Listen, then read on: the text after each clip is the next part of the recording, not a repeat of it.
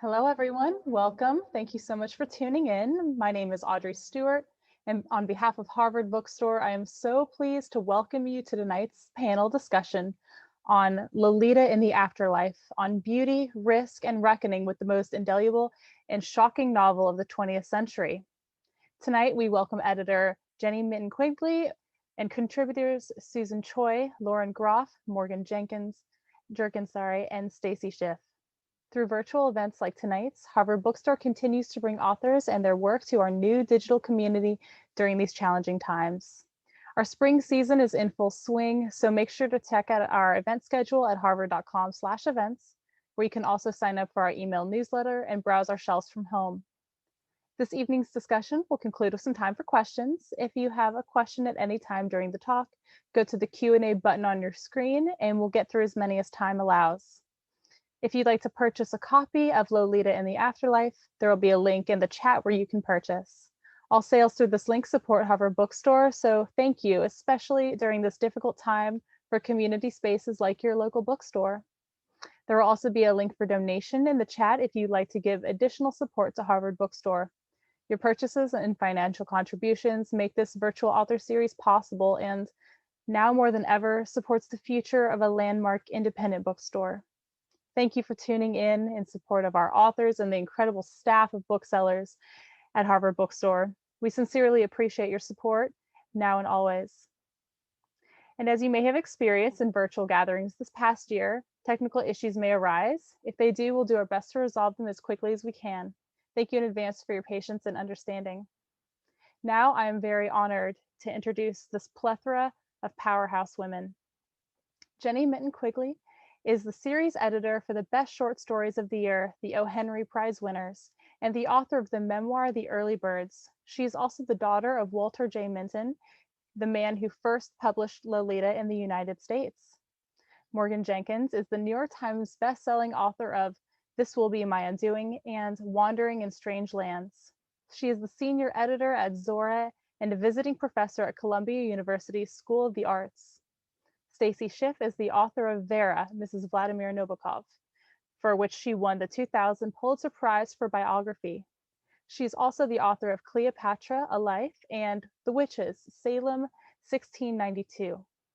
Susan Choi is the author of 5 novels, including National Book Award winning Trust Exercise.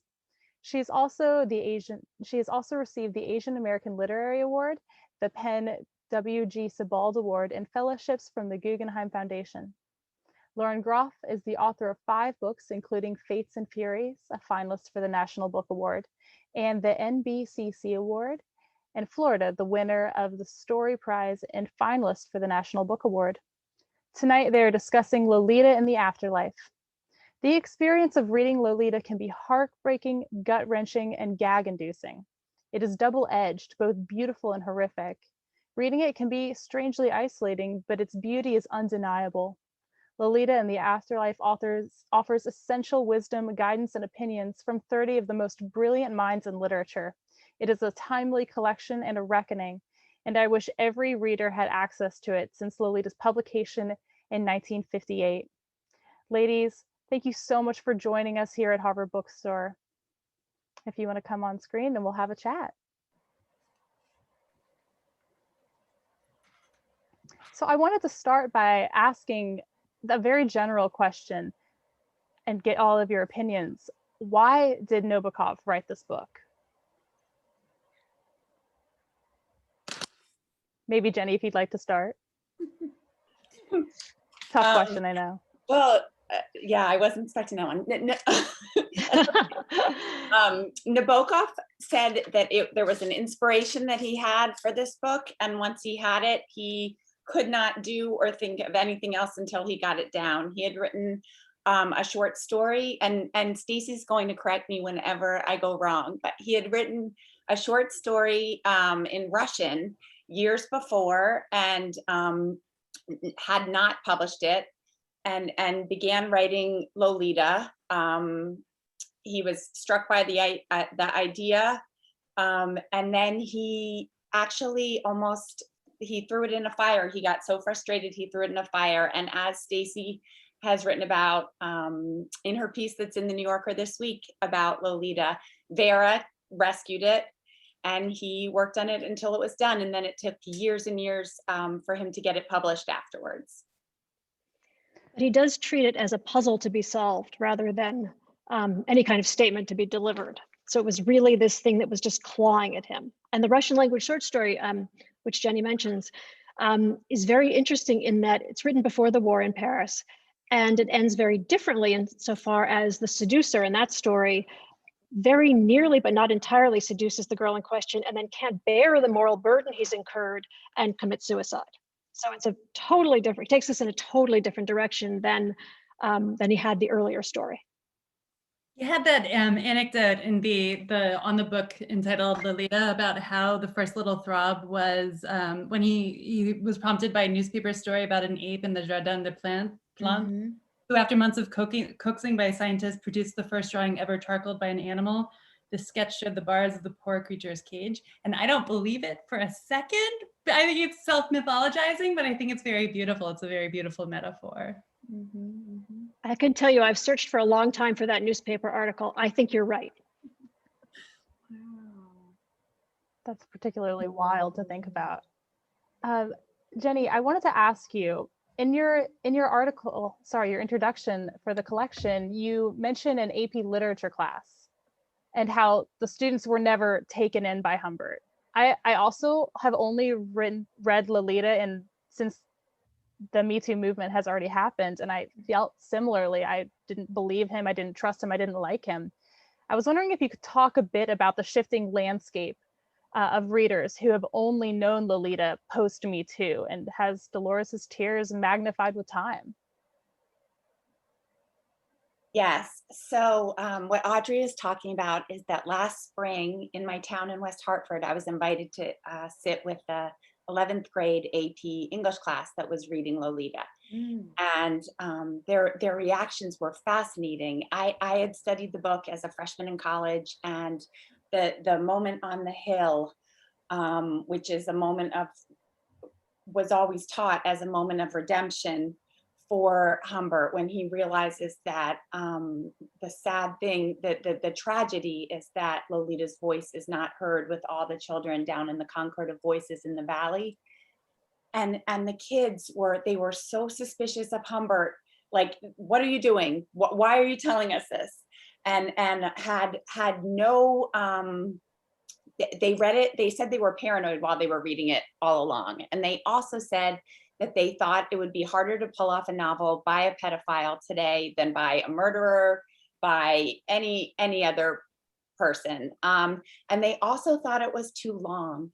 They thought the novel was too long, which is so funny that, you know, I think it's in the afterword that Nabokov criticizes a critic who, you know, said it could, an editor who didn't publish it and said it was too long, but every single kid thought, you know, it was shocking, it was well written, mostly, but it went on too long.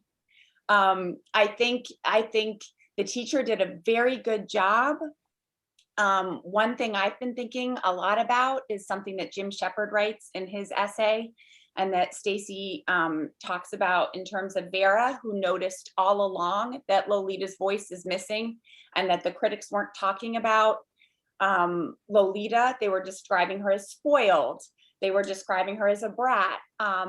One thing that I think, if it's taught today, and Jim Shepard recommends this, is that attention to the girl at its center, or even the absence of the girl at its center, would have to be the main focus. I think that's true for a lot of readers, and I do think, I think Lolita needs a good teacher, especially in high school or college. I think that's the best way to learn it. Morgan, I thought that before, sorry, I'm jumping in. No, go. I thought that high school was young to be teaching it. You know, my father always said they taught Lord of the Flies in college. Now it's in 7th grade. And for kids, and I'm not saying to teach it or not teach it at all, but high school seems pretty young. Lauren, what do you think about that, considering I think maybe of everyone here, you read it the youngest. You read it at 13, and you talk a lot about that in your essay. Yeah, I mean, I'm not, I would never prescribe whether or not to teach it to high school students. And I know, I've been visiting with high school students, and there are some who are so extraordinarily sophisticated, far more than I am at 42 years old, so they can get it. I wouldn't, because I think you would have to spend the entire year talking about it and sort of parsing the moral issues at stake, and the fact that Lolita doesn't really exist, or she exists in negative space within the book, the way that Stacey was talking about, or wrote in her essay. I don't know. It's so complicated, right? And unless you actually were able to fully discuss really deep, dark, interesting things about the text, then it would be a very long conversation. That said, I have faith in young people and their extraordinary brains. So I'm sure there are some young people who would not internalize it in the way that I did. Fair enough. Morgan, I wanted to ask you, in your essay, you bring up the topic of guilt and how you refuse to feel it. And I think that's amazing. And I was wondering if the feeling of guilt when reading Lolita is something that is inevitable, and if a reader will just have to work through it if they read Lolita, or is there a way around it? And can you talk about how guilt pairs with the Lolita reading experience? Yeah, so what I will preface by saying is that the guilt that I have is my own personally. I think the catalyst for this essay was that Lolita was becoming a topic of conversation on Twitter, for example, and there were a couple of people saying that we should ban it. And I was like, that's the most absurd thing ever. We should not ban Lolita. It needs to be taught. But I also felt guilty because I understand that words can be decontextualized depending on where they're coming from. And I was really thankful that Jenny asked me to be a part of this anthology to expound upon the guilt that I felt, because I know what it's like to be a young girl. And it's something that I said in a panel talk that I shared the stage with SUSAN CHOI and Sarah Wyman, was that being looked upon by older men was seen as a badge of honor when I grew up. It was seen as you're more mature than the boys your age. They're too immature.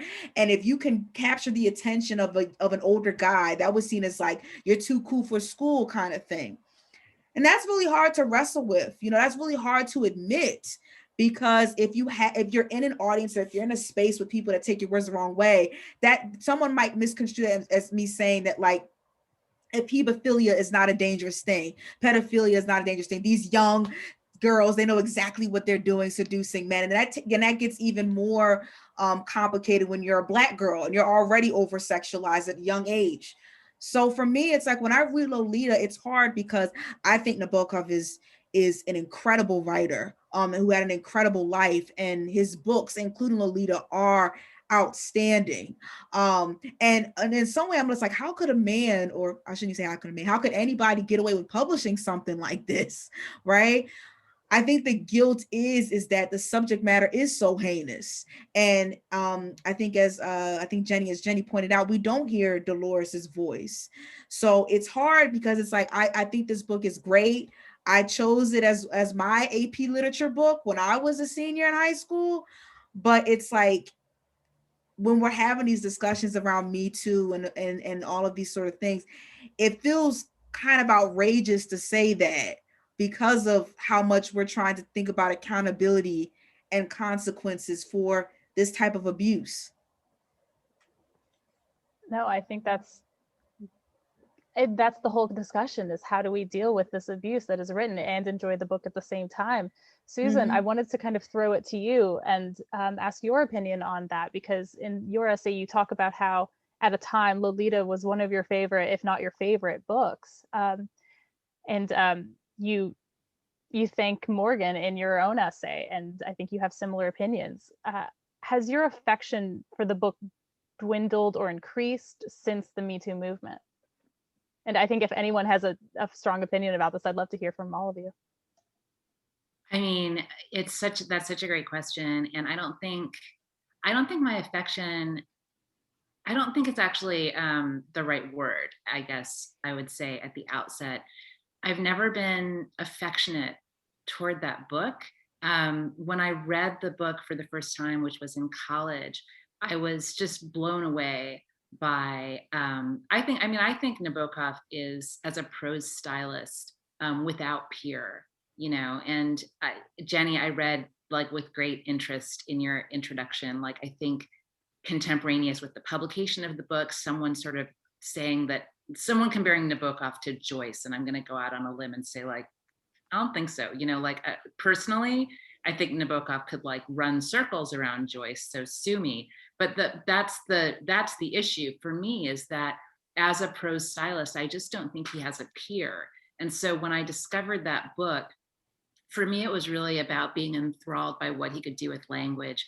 And that's why I feel like it's so important that we keep analyzing it and keep reading it and teaching it and talking about it, like Morgan said, because, the way in which this book reinforces so many of the most dangerous aspects of our patriarchal culture and our sexist society, and sort of like, rebakes in all of this stuff that, Morgan, I'm like nodding as you talk, because for me, revisiting Lolita was about like having to really re-examine ideas that are so deeply hardwired in me from before I even remember where they came from, that it took me decades to recognize them. And one of them is like the absolute sort of commonsensical idea that the attention of an older man is an indication of one's worth. That is just an idea that is so deep inside of me that I can't tell you where it came from, except everywhere. That's what I say in my essay. I'm like, it comes from everywhere. And the way in which Nabokov, with his just freaking, pardon me, dazzling prose, reinforces those ideas and romanticizes them and makes them more compelling, is I think the issue for me. And that's why the book to me is so important, just as like, if you want to understand how language structures our culture and our psyche, and how it does that in ways that are dangerous and problematic, you have to look at this book. Because no one used language better, so I wouldn't say I'm affectionate about the book, but I'm awestruck by it. And like, awe contains in it a lot of fear, Yeah, I was gonna piggyback off of that. I tell people that all the time. I'm like, Nabokov was not an Englishman. He was not American. And the way he plays with language is it's all inspiring, and it makes me envious. I mean, even from the first couple of lines, just the rhythm and the way he's pronouncing Lolita's name, you realize that something is happening intertextually. It almost sounds like a summoning of sorts. I'm enrapturing you by saying this young girl's name. Just to think about, if we're going to hypothetically think about removing Lolita from libraries, it's like, we all know a Humbert though. Maybe not intimately, but somewhere in the universe, we know of a man who was incredibly charismatic, cultured, and was doing inestimable damage to a woman or a young girl right underneath our eyes. I mean, during the pandemic, I've been watching a lot of harrowing documentaries, a lot of them centered on abuse. And one of the ways that men would abuse these young girls was to start with the mother, to go in through the mother. And that's how they ingratiated themselves with these families. So that's why for me, it's like, we can't ban books like this, because we have to know the devices. It's not just a matter of someone being attractive, which even as I was reading, I was like, I don't even care what Humbert looks like. I was just like, I know this gift of gab. Like, I know this way in which you can charm someone and do so much and deal so much pain at the same time, but everyone is just under your spell. I know, I feel like we'd be lying to ourselves as a culture and as literary citizens if we don't have this book and recognize it for what it is. Yeah, just I don't want to dominate, but I just have to add, like, to what Morgan just said. I mean, the thing about the book is that it's a book about an incredibly successful charm offensive, which is Humbert's charm offensive towards Charlotte, right? But the book is a charm offensive, like the book itself. And that is why I think it has to be studied and examined and talked about and understood, because it charms you in the same way that Humbert charms Charlotte, and you buy in completely to the spell that it casts. And you know, this idea of putting Dolores at the center is incredibly important, because, you know, Nabokov didn't. I think it's really clear that he didn't put her at the center at all, and for a reason. To both of your points, I think that's so much the magic of the book, is that you have this heinous hero and you're completely transfixed by him. And that's such a magical act to manage that on the page, as well as those descriptions of Lolita, which are like, you know, the flow of words, the nacreous beauty, the dewiness, the downiness on the arms. It's so irresistible and yet so reprehensible at the same time. It's a really early description in which Nabokov, I think it's the first time he mentions the book to an editor, and he calls it, and I don't know if this was planning ahead or misrepresenting, he calls it a big novel about a very moral gentleman who falls immorally in love with a young girl. And it's such a weird description of Humbert as a very moral middle-aged gentleman. And the other thing I want to say is there's a great correspondence with the French translator of the book, which speaks to exactly your point about the beauty of the language, where basically it's Maurice Gerodius who publishes it in Paris's younger brother who translates. And he basically is writing Nabokov and saying, every morning I get 2 or 3 lines done and I want to murder you every time. And this is not a word. And Nabokov will write back and say, yes, it's a word. And Kahane will say, it's not a word. And Nabokov will say, yes, it's in the 1897, you know, dictionary. Yeah. And it goes back and forth like this, and finally the translator throws up his hands and says it was bloody Alcatraz. You know, it was just getting this man's words into another language was so impossible given the detail and the beauty of each phrasing. I'm actually going to go back. I think that is the guilt there.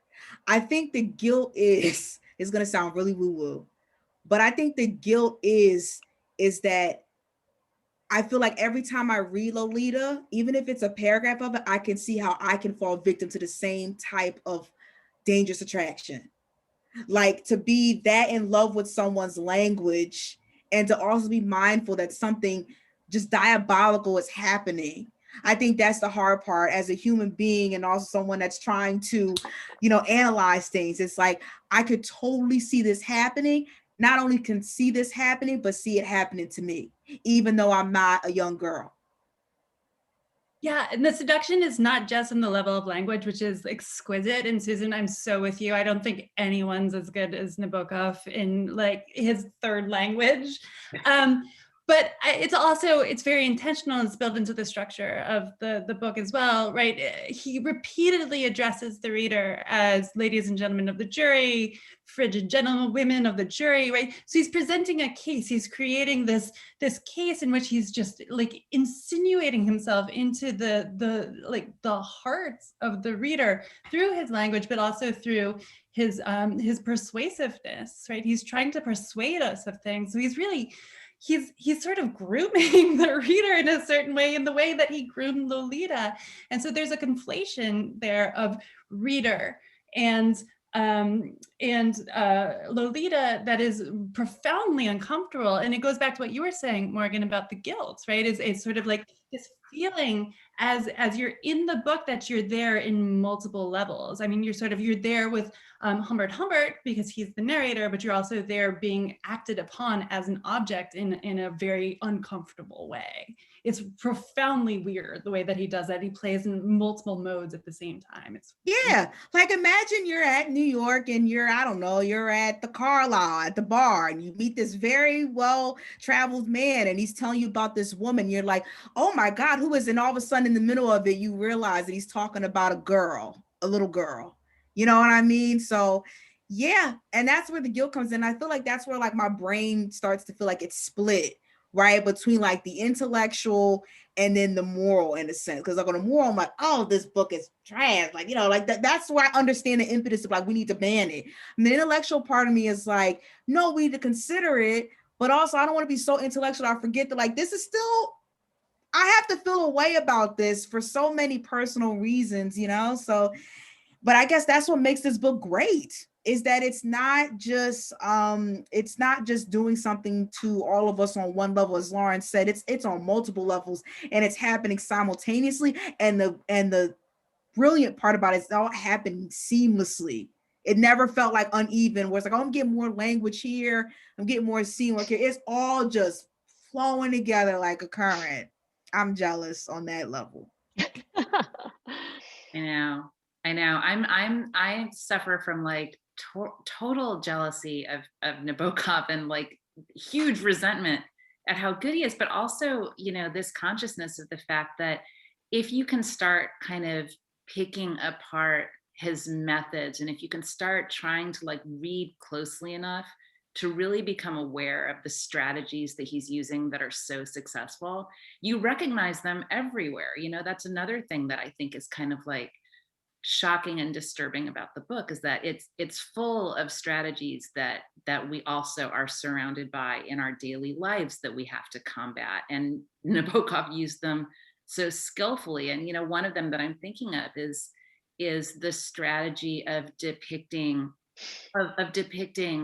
Lolita as being unendurable or impervious in a way that, you know, I think that the structural racism in our culture does this same work of depicting, you know, certain people as being impervious to injury. You know, this is a part of our racist discourse directed at Black people. It's directed at Asian people. This idea that, oh, you know, they're inscrutable, or they're indestructible, or they don't feel pain the same way that we do.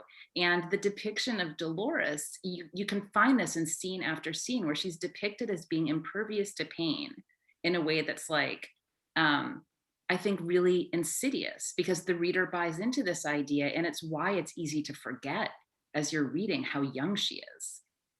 And why it's possible to kind of, I guess, buy into or accept the sexualization of her. And that's a strategy that, you know, I feel like we see around us in all of the aspects of our culture that we're, you know, being damaged by. Another strategy that I don't think gets talked about a lot, which is for me, the most important one, is humor. Because as soon as you make something funny, as soon as you make someone laugh, they're giving you something, right? They're allowing you in a little bit. And this book is comical, right? Profoundly comical on almost every single page, in the lines, but also in some of the ways that the scenes are set up, right? Like when you first see Quilty on the porch and there's like mistalking happening, that's really, really funny.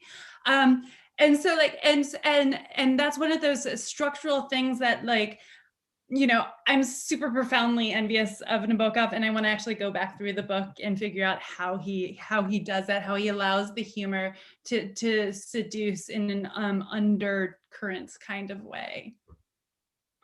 And that's the thing I was thinking about, even comedy wise, like with regards to Bill Cosby, trigger warning, the whole Spanish Fly routine about talking about drugging women, that was a comedy routine and people were laughing. And it was on another stage where a Black comedian brought up these alleged assaults. Well, the assaults, you know, because he's convicted, that things started to change. And so even humor, using humor, and we could just laugh about it and be like, wait a minute, the sign was there, you know?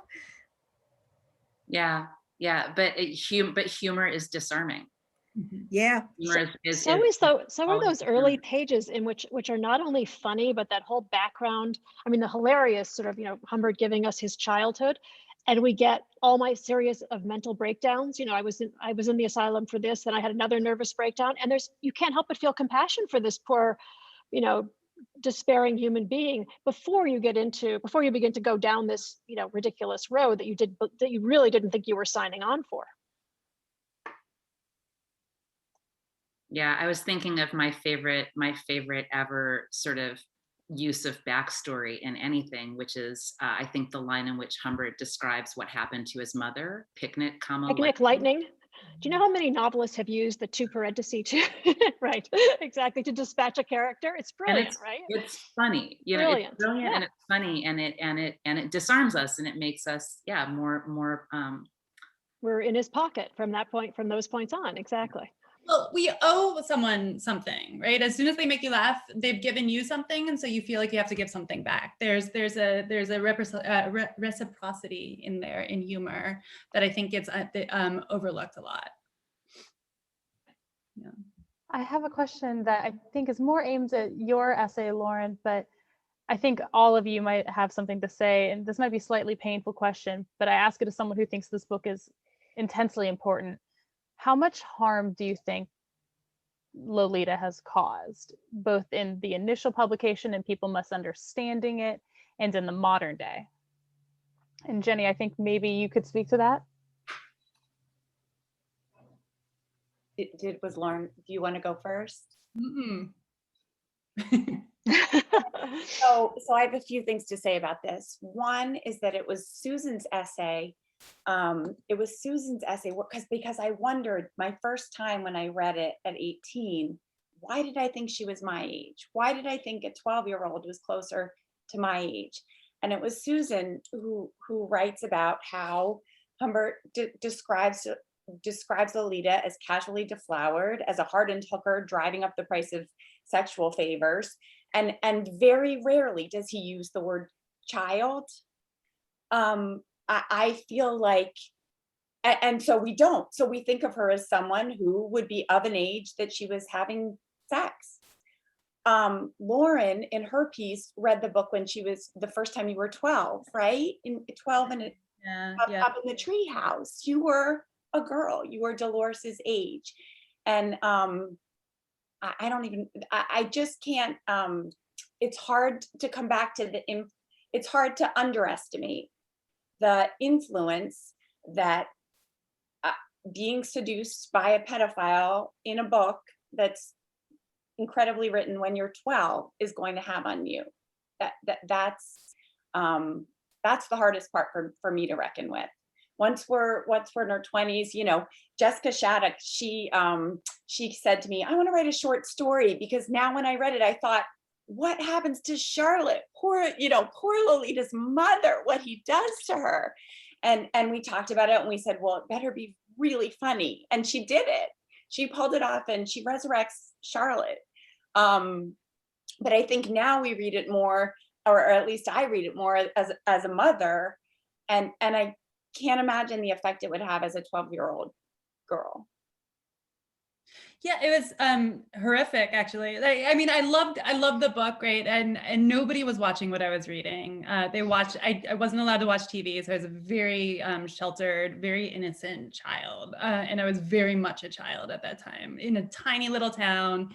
I'm sure horrible things were happening, but I didn't see them. And then I read this book where there's this girl my age who's being seduced by an older man, and I didn't have the tools at the time to be able to understand what was happening to me as a reader, and what was happening to Lolita, who was my contemporary, and who I thought, you know, as Susan and Morgan were saying in their work, being the object of affection of an older man is a source of power in a certain way, and so I was sort of longing for that as well. So, and it blew my mind in both wonderful ways and actually incredibly harmful ways. For me as a very young girl, everyone around me became sexualized, right? I was afraid of the men I was babysitting for the rest of my life, right? I like couldn't speak in their presence because I was afraid I was going to be like seduced. You know, and then it probably allowed me to like start dating an 18-year-old when I was 14, which is something else that I did too. Otherwise, I would have been afraid of that as well. So, you know, and I carried it into my life as a writer, and I've been grappling with this a lot, where particularly in the beginning of my career, I wrote a lot of stories sort of sexualizing the bodies of young women and girls. And I'm looking at that from 42 and feeling as though I would never do that again. And, you know, life has changed a lot in the last 20 years for me and for Me Too and all of these things. But I I do feel as though Lolita planted a really dark seed in me that I'm still coming to understand now. And I can only speak about my own experience. I know that, you know, probably some pedophiles have read the book and seen that, oh, this is how you groom a child, right? And that's a separate evil that I can address. I still love the book. I think it should be taught as opposed to just allowed to fall into the hands of a 12-year-old. But it should definitely be something that, like, you know, the implications of sexualizing young girls should be talked about and should be studied, and the methods that Nabokov uses in order to do this should be picked apart a little bit. Stacey, I wanted to ask you a bit about Vera. What was it like for her to be constantly seen as this buffer between Dolores and, between Hubert and Nabokov, and going to these parties and having to be the example that the author was not a pedophile? She was the proof. I think it was hard on both of them. Everyone assumed that Humbert was Nabokov. How could you possibly have written this book otherwise? And so both of them spent their time defending themselves against conflation of narrator and author. Vera had such pride about this book, even in its earliest incarnation, when Nabokov was talking about this, you know, moral middle-aged gentleman who becomes Humbert. She's defending it with all her life, at a time, even when it's unclear if they're going to manage to get this book published because of the great sensitivity. And she's defending it even among members of the family. I mean, she'll send it to her sister-in-law, Nabokov's sister in Geneva, and say, make sure you read it to the end. It's a frightening book, but it's a great book. Just hide it from the children. So, you know, I'm very aware of how provocative it is, but also absolutely insistent on what we're talking about, which is its artistic genius. And I think that her pride in it was greater than the price she had to pay for being, you know, the sort of walking virtue signal here, for being the proof that Nabokov was not really Humbert. And the two of them would poke a lot of fun at that in a sort of perverse way. Like, you know, Nabokov would say, or people would say, oh, this is your wife. And he'd say, yes, I almost hired a dwarf for the occasion. You know, he would make some sort of, you know, ridiculous jokes about the fact that he was not Humbert, and there was a way that one should never attempt to conflate the two. Friends and colleagues very often insisted otherwise. There's a great Lionel Trilling letter in which he basically says that he was certain, having spent time with both Vera and Vladimir, that Vera was Lolita. So they both take the rap for this. She's such an interesting person. I also wanted to ask you about, you mentioned that women reviewers at the time were a lot more, they enjoyed the book a lot more, they were more sympathetic, and men who were reviewing it were less interested or less willing to give it a shot. Can you talk a little about that, and maybe about just how women and men react to the book in different ways?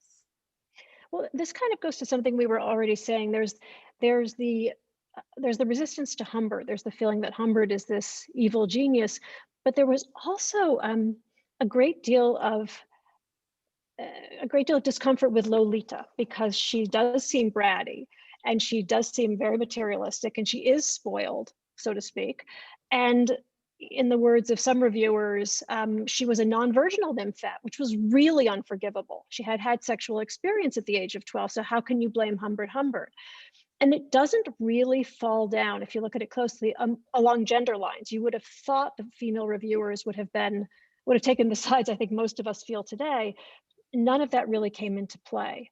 I think the review that would sit most poorly with us today is Robertson Davies' review, in which he really attacks Lolita herself as the sort of seductress here. And that's something we've completely lost sight of. And I guess that's another thing that's interesting just about how the novel has gravitated. It was objectionable, and it was explosive, and it was provocative, and unreadable for many people for being pornography. In 1958, that's hardly the way we think of it today. So I just think the fact that it's coming at us from a very different perspective, and and committing a different offense, but is no less a piece of dynamite for that. I mean, Nabokov once described it as all pepper and gunpowder. I think that's very much still true, but it's a different brand of pepper and gunpowder today than it was on publication. Absolutely. We have a bunch of questions coming in. I'm going to ask you all a few if that's all right. This is from Alan Greenblatt. He asks, is there a know your enemy value into reading the book? Although Lolita is not centered, as you've said, is there teaching value in Humbert being unreliable / in prison / dead? Is the enemy Humbert or Nabokov in the question? I mean, I think that there is a know your enemy value in teaching the book, because the enemy here is Nabokov's like astounding capacity to seduce us with his use of language into a thrall when the situation is as we've discussed, you know. So I think that that's the enemy that I find interesting. I mean, Humbert remembers not person. Like when Stacey talked about Robertson Davies attacking Lolita for being a brat, it's just such weird reading to me, because like Robertson Davies is a writer. He knows better. Lolita's not a person. She's a character that Nabokov made. And so don't we want to look at the fact that Nabokov made this child character to resemble, you know, a brash hooker, so as to not glean our empathy, you know? Anyway, that's my thought about the know thy enemy question. I think there were different, people came down differently on this in the book, in the anthology. There were different responses, and one that I jotted down in case someone asked this question is Claire Dederer, whose piece is called Nabokov, the Anti-Monster. And she says, Nabokov is in fact a kind of anti-monster. He was willing to have the world think the worst of him. By doing so, by telling the worst story and letting himself be implicated in that story, he created a way for us to understand, to feel the enormity of what it is to steal a childhood. And so it is interesting. And she's the one who said that she identified not with the character, but with the silence. It's one way, and others disagree. It is interesting, Jenny, that so many different opinions in your book are split. People kind of fall on different sides of the argument, and there are many different arguments. Did you see in the collection a majority in either argument? No, I think the essays were very personal. They were, you know, as they were coming in, I think Lolita strikes people very personally. There were, you know, Mary Gateskill writes, she's lived with Lolita her whole life, and now she's questioning whether she said she suffered abuse when she was a young child, and she wonders if that in some way made her more sympathetic to the empathetic is the word she uses to the story. Then there's people like Alex Chi, who, you know, he opens it up and he's always told people that he read it, but he realizes he knows the beginning, and then he gets later on and he thinks, okay, we can put one copy of Lolita in Florence Green's bookshop in England where it's been banned, but we don't need to fill the whole window. You know, I think he sort of recoils from it. There were all different opinions, but it seemed to me very personal. I think that's why it's a beautiful collection. Morgan, this is a question I think would be really great for you. How would you place Lolita in terms of Nabokov's entire work? I know you're a big expert in Russian literature. Oh yeah, well, just to preface that, I mean, my focus on Russian literature was late 19th century Russian literature. So, but no, it's okay. I think it's one of his most well-known works. I would also say Pale Fire is another one that's kind of like right there, in my opinion. I have not read all of Nabokov's works. I've read Lolita, Panine, Pale Fire, and Ada.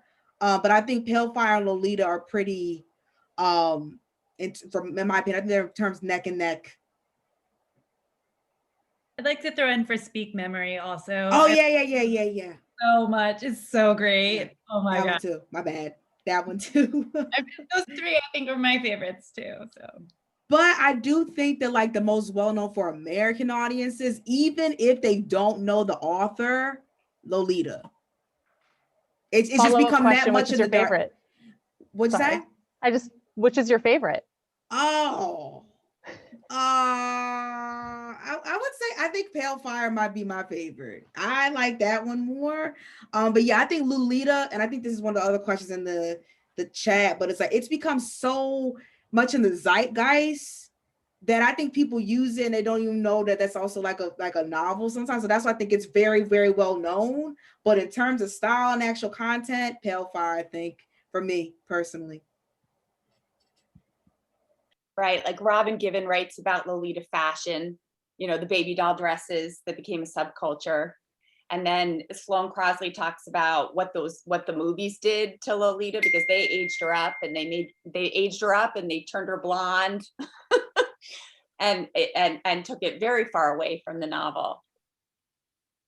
Stacey, what's your favorite? I'm interested. I would probably say it's a three-way tie: Pinin, Speak Memory, and Lolita. I think for language, I'd say Lolita hands down, with maybe Speak Memory just on its tail. Pinin seems to me the book with the biggest heart, and the book as intricately constructed, interestingly, as I think Pinin is probably overall a better constructed book than Lolita is. I think the second half is too long in many ways.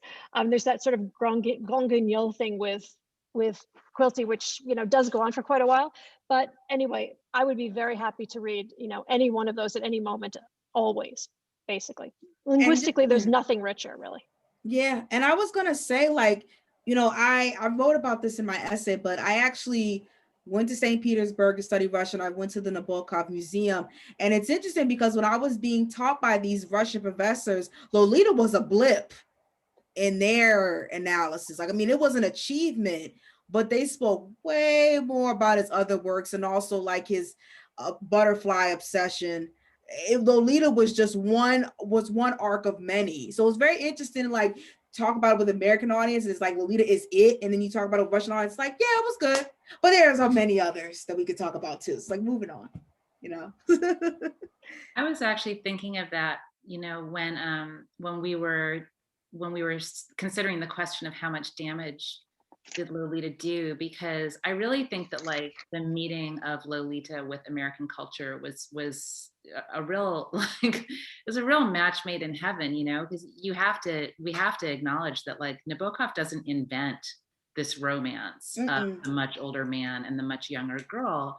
American culture was so ready to stampede right in and seize this up and turn Lolita into a fashion statement and into, a lollipop brand or like whatever it might be. And so I think that the deep sexism of our culture was so receptive. Right. Even and I also mentioned this in my essay, but when I was being taught about Lolita from these Russian professors, I'm not gonna say all Russian people because not a monolith, but they never used the word rape. They never used the word child abuse, sexual assault. They never centered that part of the book. I mean, they gave us the plot, but there was never any centering of that. So even from the standpoint which I was coming from while trying to learn this new language and learn this person's background and all of that, it was undermined. Whereas in American culture, like Susan was saying, it was just blown into so many different other parts of pop culture. And also other cultures, like I'm thinking of Zainab Sabi, who wrote about, because I asked her, how would kids read Lolita in Iraq today? And she said, 12-year-olds still get married in Iraq. 12-year-old girls are married off to older men in Iraq today. So I think that they would miss the whole conversation. Oh, she's 12, she's not 16, she's not 18. That was fascinating to me. Our culture, but also around the world where there's different definitions. Susan, we have a question for you. Can you talk about the relationship between Lolita and trust exercise?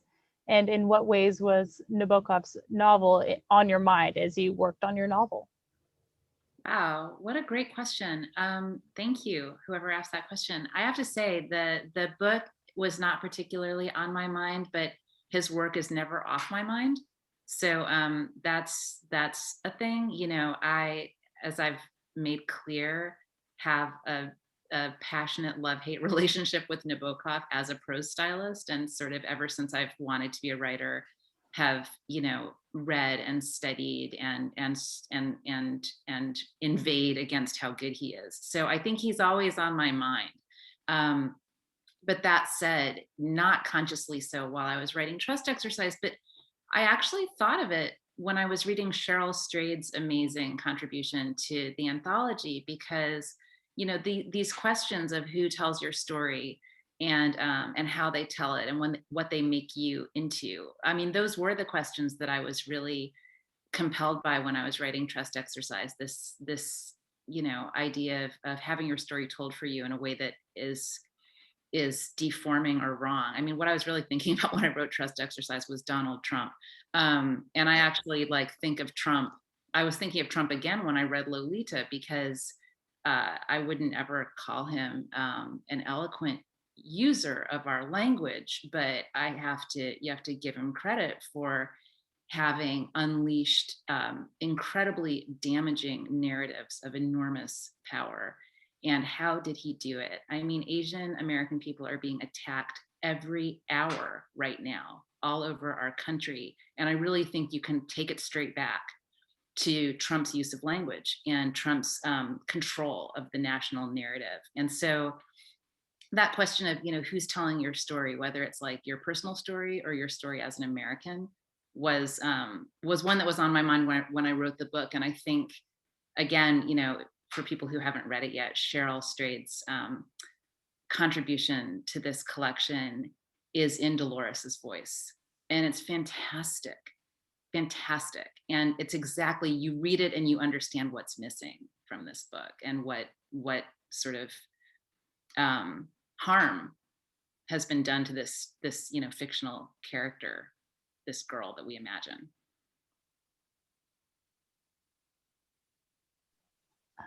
Stacy, we have a question that I think you would be perfect to answer. How involved was Vera in the creation of the novel? Oh, that's also a great question. Well, when Jenny mentioned earlier Nabokov trying to burn the pages, the fire department was Vera. Nabokov at least once and probably twice walks the pages to the garbage can in the backyard in Ithaca and starts to burn them. And Vera interrupts him, starts throwing the pages on the ground and stomping on them, and tells Nabokov, "We're keeping this." And his dissatisfaction at that point isn't, he will have terrific problems, obviously, getting the book published, but the dissatisfaction there is an artistic dissatisfaction. The book wasn't going well. It wasn't turning into what he thought it should be turning into. So she's hugely instrumental in that sense. And just the raw encouragement at a time when the Nabokovs were financially not hugely solvent. The summers were always difficult times. The academic salary didn't continue for him then. That had been a particularly lean couple of years.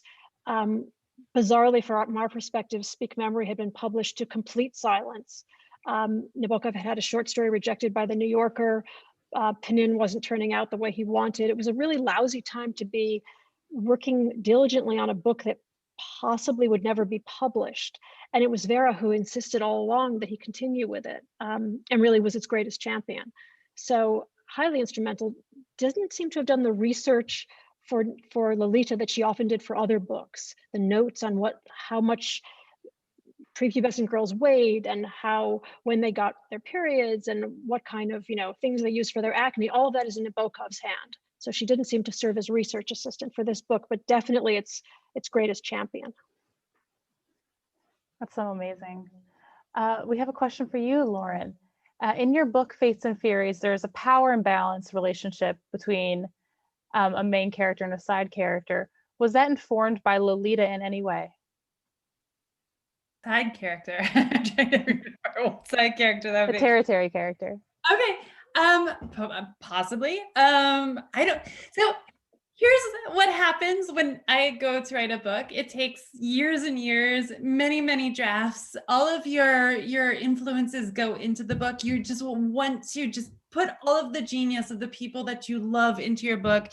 And so you're drawing on George Eliot and Vladimir Nabokov and Anne Carson, right? You're taking everything and like James Baldwin, and you're just like stealing, and it all goes into the book in some way and gets mixed up in there because it's draft after draft after draft. And eventually you have a book come into the world and you forget everything about it, as in the most painful parturitions. You just forget about it so that you can do it again. So the truth is probably, maybe, and if it were there, it's in my notes, and those are buried like deep in the banker's boxes in a very hot corner of my house. So who knows? Who knows? It's not for me to say.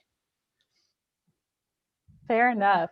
So we're almost out of time, but I want to ask one more question, and I would love to hear from each of you. Why do we need to keep reading Lolita? Why do we need to keep reading it and keep talking about it? And in that, why do we all need to go to the Harvard Bookstore link and buy a copy of Lolita and the Afterlife?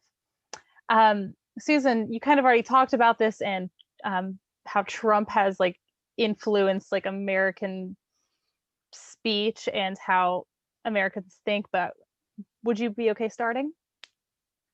Yeah, I mean, I think, you know, as I said before, unlike Trump, Nabokov actually is a master of using the English language in ways that are beautiful and effective. Trump is effective. Nabokov is beautiful and effective. And I think that his capacity to create beauty while telling a story that's so damaging is one that it's important to understand how he does that. Absolutely. Why do the rest of you think we need to keep reading Lolita? Because it holds a mirror up to our society. I think it's one of the great American masterpieces, right? I mean, yeah, we can have problems with it, but engaging with it feels like a more respectful and more thrilling way to deal with Lolita and its problems. Yeah, it's a great masterpiece. Absolutely. I mean, Susan already touched on this. I can't think of another novel that offers this much aesthetic bliss. I mean, it's just the most gorgeous piece of writing. When Nabokov talked about the passion of the scientist and the precision of the artist, this is the ultimate example of that kind of thinking. Absolutely. And I think that every 10 years, when I was researching this project, every 10 years someone comes through and tells us how to read Lolita. Right now, we're definitely reading it through the Me Too lens. It will be someone else's anthology in 10 years, but there will be new ways to reinterpret it. And the fact is, it's definitely art. There was something that Ian Fraser wrote at the end of his piece.